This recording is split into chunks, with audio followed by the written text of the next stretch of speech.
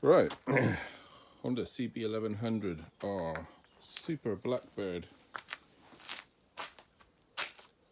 2004.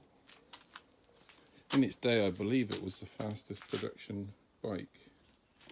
I'm selling this for a friend of mine who, basically I've got more space, a bigger garage, so I can sort of store it for him. Hasn't been used for ages,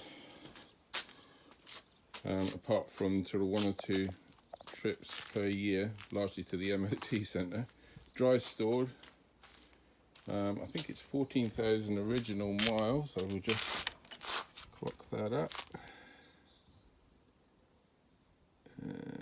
Can't see there somewhere. Oh yeah, 14,500. If you can see that. Okay. Just pushed it out the shed. It'll start first time.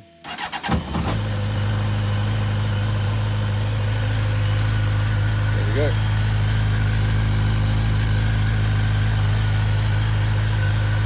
And it will be on eBay soon.